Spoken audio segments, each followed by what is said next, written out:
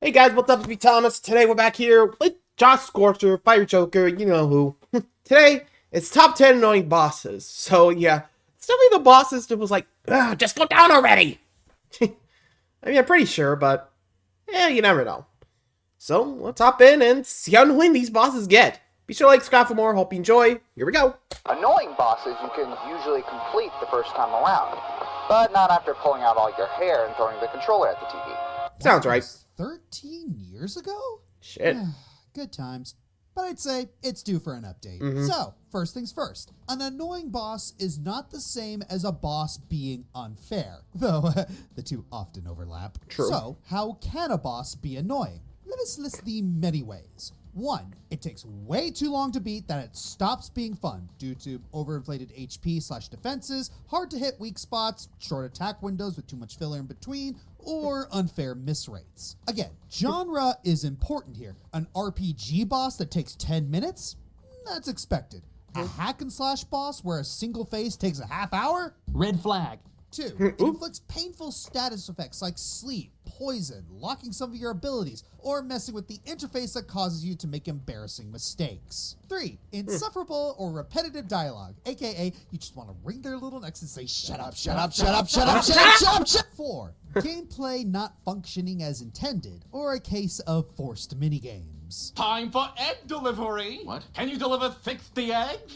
I don't want to. Too bad, it's mandatory. 5. Mechanics that halt or set back your progress, such as regeneration or diversions, like flunkies that get in your way. 6. Cuphead? Unintuitive or random attack patterns, or it's just being a bloody coward that's often out of attack range due to running or teleporting away. 7. Overly long attack animations you're forced to sit through, unskippable cutscenes in the middle of the fight, or, in worst cases, having to repeat a boss fight multiple times. These ain't no candidates for recurring bosses, let me tell you. Ain't coming. Difficulty is less Subjective. of a factor. If a strategy exists to make the boss less of a pain to get through and is easy to figure out, that'll knock it lower. Basically, we're giving more points to hard bosses that are difficult to actually lose to.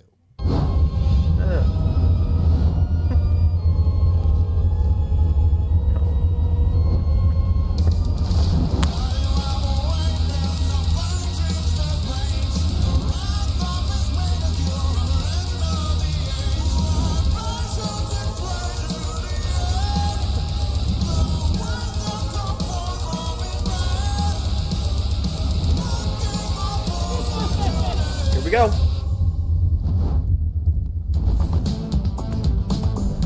What's first?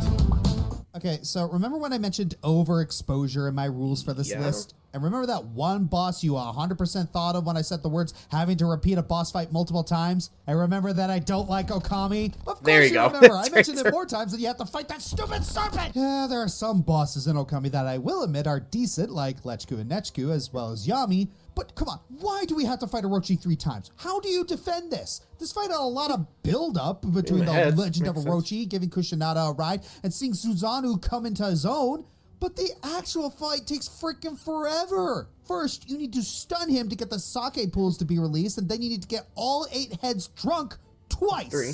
So you can hit the bell on its back. Once the bell is destroyed, then you can actually damage him. At this point, each of Orochi's heads will use a different element, and you can counter each element using brush techniques or your weapons. But if you want to damage, you'll still need to get the heads drunk so they'll actually take the damage. Once you get his HP to 0, then you need to do a brush technique series of quick time events to destroy each head. And pray that the game registers it correctly. Yeah, an average fight against the serpent takes around 15 to 20 minutes to beat, and you have to fight him 3 times. And I will die on the hill that the brush techniques don't always work for me. When they use the phrase serpent eating its own tail, I don't think they meant an infinite regression of fighting the same boss over and over. Well, has he played the Now, Wii is version? Orochi Because as imagine bad like as the I motion claimed over the controls don't years? work well. Well, yeah, kinda. But I can admit there are more annoying bosses than it, despite how it personally wounded me. Yeah, still don't like Okami. Good luck changing my mind on that. Flashback.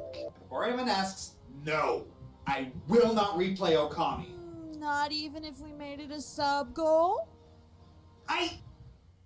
With let me guess. They did it.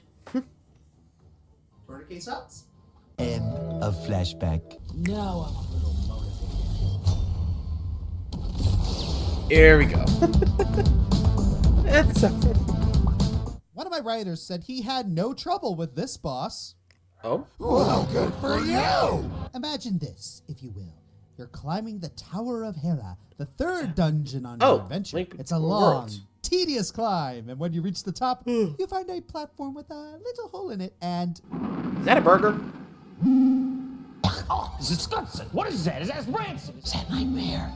What is that? Nightmare. meet Moldorm. This enormous worm is a recurring phase throughout the Zelda series, but two boss fights in particular. Link to the Past and Link Between Worlds.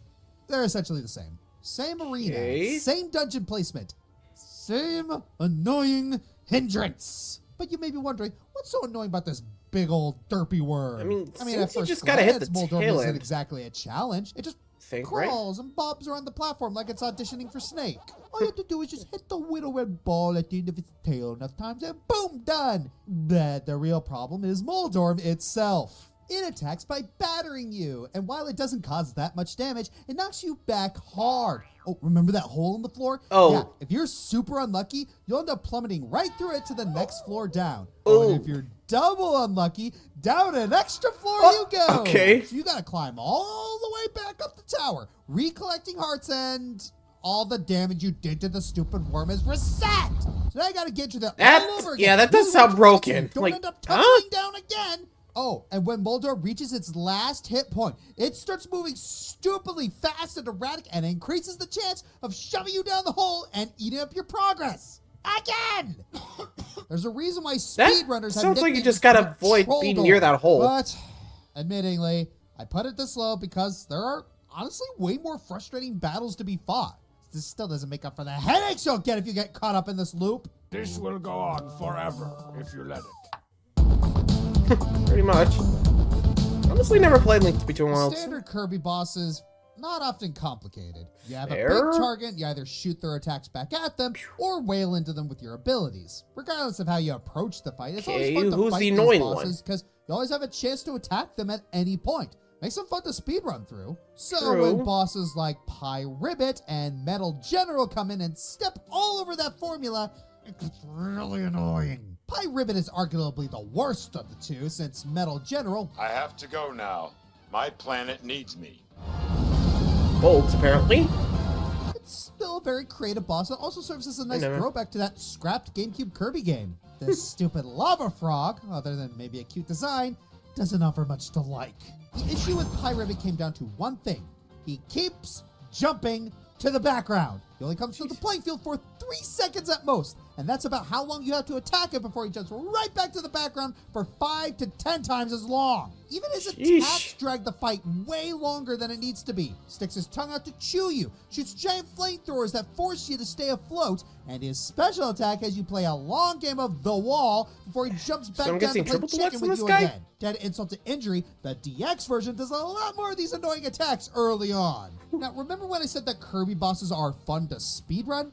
Yeah, one of the Not here. reasons why that's important is because it helps you get through the arena fairly quickly so you can focus on the harder fights. Ribbit makes Triple Deluxe's arena a chore. If you happen to struggle against the later bosses, you're going to find yourself frog singing this oversized amphibian more times than anyone would have liked. Oh yeah, would you believe that this boss comes back in Team Kirby Clash and one of the bonus challenges is to beat him in less than 30 seconds? Sheesh.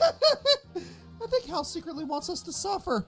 I mean, from what I saw, it didn't look like it went to the background. Also, it can't go on its own, because frankly, if you go in without an ability, you pretty much will tell you, gotta get a drink, this is gonna take a while. But honestly, never played Triple Deluxe. I didn't get it until, actually, I didn't really get it for the 3DS. I got playing Robot. I don't know, I just never really got to it. And I played the Kirby GBA games. It said something. Anyway, so, yeah, sounds like they're just bad timing stuff going on. But 9? Yeesh. I mean, the fact that if you get unlucky, you fall through 2 floors, and the damage resets for the boss? Yikes. I'm glad that AI wasn't smart, because if it was, it would try to aim for that hole, or shot put you into the hole so many times, and people were like, ah! Throw it out the window. I can imagine. Anyone else? Alright, number 7, coming up. It's been a while since we talked Metroid, about hello? Metroid, and despite that, you probably weren't expecting to see it on a list like this. Or, if you saw the last one, maybe you were. Between the Boost Guardian and other M's fun, Metroid's lows seem to be more prominent than its highs. So, where are we going? More easier, I think. On that topic, let's talk Prime 3. Playing through Prime 3, you might find yourself facing a large golem that looks to be sleeping peacefully, but we know better. Here Move forward, it will wake up and give itself 4 pretty obvious weak points that you need to shoot and destroy. Oh, if it was only that poor unfortunate soul. It's not easy. Protect his weak points with covers that come and go pretty quickly. In addition, it will be jumping around, creating shockwaves, and charging at you. Mo, mo, mo. How do you like me? How do you like me? Mo, mo, mo. Why don't you like me? Nobody likes me. This means you're moving around a lot and won't be able to focus on the weak points. Once you destroy a weak point, you use Hyper Mode to fully destroy the core. Once you fully destroy one core, Majar will gain a new shield on his feet that you need to destroy with a Morph Ball. Oh, too bad the Morph Ball can't jump over the shockwave, so you need to be quick in, quick out, destroying the shields. Keep this up with the other 3 cores, one of them hidden on his back, and you finally put down the golem. Yeah, most Metroid bosses take does sound around like a 2 headache. minutes to beat. 5 is often the upper register. Majar usually takes people around 10 because putting him down really takes some coordination, as you have to hit specific targets to even damage him. At least you have places to heal, so you won't kill yourself if you happen to miss your hyper mode shots. But between him moving a lot, always having you jumping, and the moving weak points, you're in for a ride. No wonder Samus throws up at the end of the fight. I would too if I moved the way she did. Ugh. Sure that wasn't from the When a game prides itself Dark on Souls? having hard bosses, you know there's bound to be a stinker or two. For Cuphead, some might say Rumor Honey Bottoms, Grim Matchstick, or Phantom Express would be the best pick for this list. Chef Saltbaker? How about we take a look at the delicious last course to find something even more ridiculous? Yes, the DLC bosses are a lot of fun and very hard. But not every boss is made squeaky clean, and at least one will straight up make you say, that's just bad design. Glumstone the Giant is one of the first bosses you can fight in the DLC. These I think it was actually my first, can too. either be a good way to ease you into what's to come, or pull a Phoenix Magni in and hit you like a semi-truck right off the bat. Guess which one this is? The Glumstone fight starts off fine. You attack the giant while jumping between platforms. Standard, right? Then you start to notice something. The gnomes. They protrude from the ground, shoot fireballs at you, and they're kind of hard to pay attention to. But hey, it's not true. I really mean, giant's right over there. Until the second phase. Here, Glumstone will start juggling a ball around while gnomes pop all over the arena. These gnomes are really small, and plenty of them can come out at once. You're not only going to be busy predicting where the ball's gonna bounce, but you also have to watch out for where the gnomes will pop out from and drop. Won't be so bad as something that didn't come from behind the foreground. Oh yeah, you'll never see that coming. The final phase isn't as bad if you have Chaser or Rebound equipped, but you do have to watch your ground and parry the platforms whenever you have to. Really, the gnomes make up the most irritating aspects of this fight, and they're certainly the bane to anyone who was gunning to perfect run this boss. You can't Which I don't usually do. down most of them, but again, there's so much you can do before paying this much attention to avoid getting hit even once. Becomes a bit much. Yeah, I'm kind of glad for the Chaser ones, because yeesh, that's a headache inducer. In No More Heroes 2, there are segments requiring you to play as other characters. On the one hand, there's Henry, who is every bit as fun to use as you'd expect. Then there's Shinobu. Let's get the biggest issue out of the way. This girl thinks it's a good idea to taunt after every single combo. Why are we exposing our weak spot after every 4 laser bursts? And no, you can't cancel out of it. To make matters worse, Shinobu has to fight the 2 most annoying bosses in the game. 1 Million Gunman was definitely a strong contender for this spot. Come on, it's new Destroy, man. Remember back in my top 10 dual bosses list when I mentioned it's really hard to make a good one? These guys are the perfect example of how not to do it. The way the boss works is that the red half of Destroy Man is the melee one, while the blue half is the ranged one. In other words, you have to fight one of them while the other peppers you and snipes you from across the map. Good luck keeping track of them given how close the lock-on camera is. Oh, and once you finally kill the red one, you better be ready, because if you're not quick enough, they can revive each other. Now, the reason this fight is merely annoying and not just blisteringly hard is that you can just cheese out the second half by hanging around the corpse. Not that I'll make the boss fight any quicker. And yes, there is one way to make this fight slightly less annoying. You can bypass the whole mandatory taunt thing by simply not doing the final hit in a combo. Is this an exploit? Argue in the comments. We actually don't know. Should you feel bad for using it in a fight like this? No. I wouldn't. I mean, seriously, mandatory taunts, not the best idea. Tales of the Tempest. The one game in the series Namco was right not to release in America. Is it a broken, unplayable mess? Nah. Is it the weakest one? Oh, no question. It's so pathetically easy, it can be beaten in less than 10 hours. Whereas others in the franchise average over double that in a casual playthrough. Though there is one bit in this game that halts a run or two. Yes, it's one of the worst bosses in the franchise. There are 3 things that King Orella does that land him on this list. 1, he can nuke the field with AoEs that he instantly casts. 2, his main non-magic attack, Chaotic Gate, can inflict any status ailment on you, including petrification. 3, he can teleport across the field. The closer he gets to death, the more he does it. All this combined that's definitely come back here. Incredibly infuriating scenario. You get bombarded by spells as you try to reach him, only for him to warp to the other side and start the whole process all over. This is made all the worse by Tempest having party member AI so bad, you might as well be soloing him. Mercifully, though, you can make this fight significantly less annoying since it's possible to both resist all elements and nullify status ailments with accessories. That and Tempest hands out elixirs like newspapers for Final Fantasy VI. Though he's still not nearly as BS as the final boss from Shilia. At least he doesn't have an auto-revive. Oh gosh, I'm just imagining that fresh hell. Please don't. Yeah, fair enough. See why Zelda doesn't really left PS3. You know? Like, think about it. A lot of games kind of transferred over, to other platforms. PC's got, Zestia and Bisteria. I'm not sure if I'm saying that right.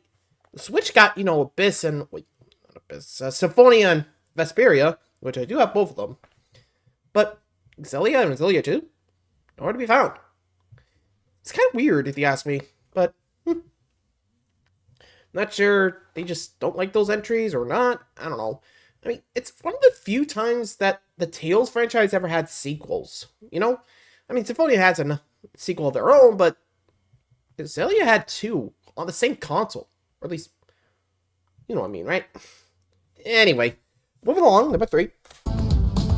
Let's go. What are some bosses here? Sometimes a boss is annoying through no fault of its own. Sometimes it's purely the game's jank or poorly implemented systems that cause them to be irritating. This is not one of those times. Dance Water Dance? Oh, don't get me wrong. 358 Days Over 2 is a janky game with poorly implemented systems, but even outside that, Ruler of the Sky is a special level of annoying. You fight this big buzzard over the skies of Neverland, and normally that wouldn't be a bad thing. We fought bosses while flying or swimming before in the franchise. Now, while their quality is a crapshoot, they average out to serviceable. Unfortunately, the Ruler of the Sky brings down the curve as it refuses to stay still, and the fatal flaw here is that its flight speed is ever so slightly faster than yours, even with glide upgrades. And if you don't have an upgraded glide, good luck. Hearts help your poor wretched soul. So what this amounts to is you're stuck playing catch-up for the entire fight. I mean, it's slightly easier when it banks, but then problem number 2 rears its ugly head. You have to stay still to swing your Keyblade, meaning that you miss at least half your swings, and your openings are so small to begin with. Okay, if melee combat is a pain in the rear, then what about magic? Sorry, Chief, Ruler of the Sky is immune to all magic, except fire. which it has a heavy resistance to. Ruler of the Sky takes 43% damage from fire magic, to be precise. That's right. Your best method of hurting this thing is reduced by more than half. You can't even ignite it and let that chip away at its HP bar. Might be stocked up on every fire command you can get your hands on, because most people didn't. Like me. Hold still, Lumpy, so I can hit ya. As if all that weren't bad enough, the Ruler of the Sky likes to dive under the water, rendering it completely unable to be hit. More than one fire spell will be wasted because it decided to dive just as the spell was cast. Even worse, once its HP reaches a certain threshold, it can enter a berserk mode, where it flies even faster. In this state, it can Please even tell me they outrun fixed your that for the fire PC spells. release. So if you get unlucky with your casts, even more fizzled fire spells. Oh, let me remind Yeah? you, magic is a limited resource in Days. No, I just put it on the very hook. limited one at that. Oh, and speaking of Yeah. HP threshold, Days has a really annoying habit of giving bosses bloated HP bars, and Ruler is no exception. This means you have to deal with an overinflated HP bar on top of your very limited opportunities to actually deal damage. Even for the best players, this fight can take almost 9 minutes. There's no exploit or cheese to make this fight go faster. And again, for the best players, and for those who are unprepared, one of my writers was stuck on this boss for several hours as a kid because he didn't have a strong enough glide and didn't know the boss was immune to everything but fire. And so, yeah, you can guess where that went. Bye-bye spell. Poor boss design in a game that has systems and jank that amplify the problems of that design does not a good time make. But it gives Ruler of the Sky a memorable and most deserved spot on this list. Oh, that was optional. Imagine that was a story mode boss. Look, as much as we love Mega Man, a lot of their bosses aren't great. Many of them could have easily made the list. Yellow Devil, Boo Beam Trap, Botos, Redips, Bubbleman.exe, Phoenix Magnian, Flame frickin' Hyanard. You'd think that last one would be the best candidate, but honestly, Gate from Mega Man X6 is somehow Really even Gate, worse. Now, yes, Hyanard is very annoying. But here's the thing. He's still a regular Maverick boss that you can subdue with a weakness weapon. Plus, it actually shuts him up for a bit. Gate's voice lines may not be as grating, but he exceeds Hyanard in every other way. できるぞ。レプリドイドだけの理想の世界。僕が全てを支配する素晴らしい世界が。To start with, Gate is responsible for the Nightmare Phenomenon, one of the most annoying mechanics in any Mega Man game. So that already gives us a great impression of what to like about this. Even getting to him requires you to play through an absolutely terrible stage, followed up with a rematch against Hymax, aka the only other boss here worse than Gate himself. And then you actually fight him. Okay, you know a lot of the Ganon fights from Zelda? Remember how fun it is to like play magic tennis with them? Do you have the slightest idea how little that narrows it down? Yeah, this fight will make you never want to do that again. Gate is invulnerable to all your attacks, so the only way you can hurt him is by destroying his projectiles and firing them back at him. The problem is that sometimes he's not properly aligned for the projectiles to fly back at him, and not to mention, they still spread toward you. And when you do damage him, oh my gosh, look at that! Look at how little damage he takes! What a purpose. And if that's not dumb enough, Gate spends most of the fight just hovering around and doing nothing. Sometimes trying to bump you into the pit. Once his health is low enough, he'll even start destroying the platforms to increase the likelihood of pushing you off. So, by not being able to attack him most of the time, the attack itself not even being that effective, and dragging you to instant death being one of his main attacks. And congratulations, you have a boss that takes obnoxiously long to beat with a high margin for error. Just try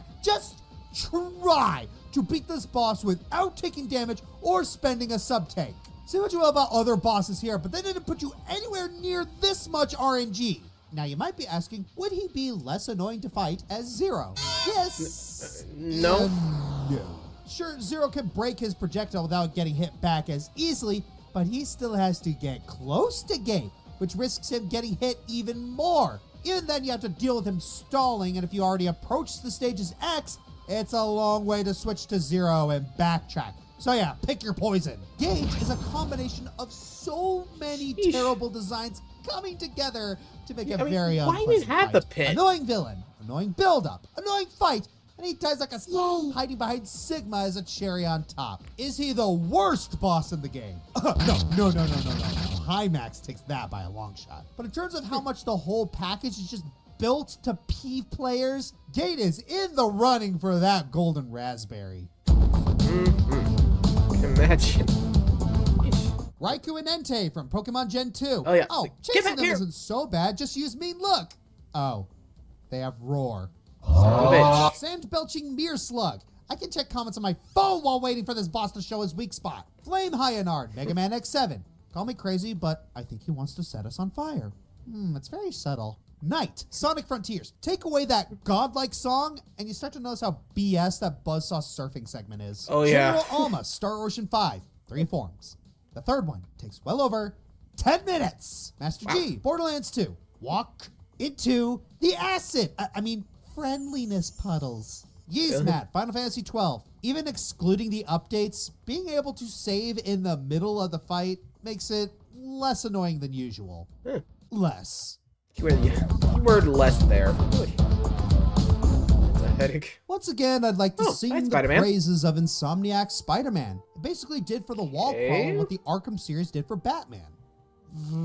For the most part. But as is usual with every Smash hit, annoying? there's gotta be that one thing that slightly holds it back from being a masterpiece. Screwball? Or two things. Me, personally, the and stealth I'm stuff. the only one who thinks this, I could do without the MJ stealth missions. They're annoying and frustrating, but they feel quaint compared to the sheer aggravation of... Hey, you know what I'm in the mood for?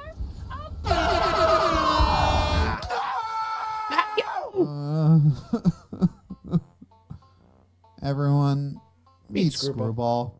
She's one of the newer members of Spidey's Rogues Gallery, and to sum up, she's a social media villain designed by a bunch of boomers.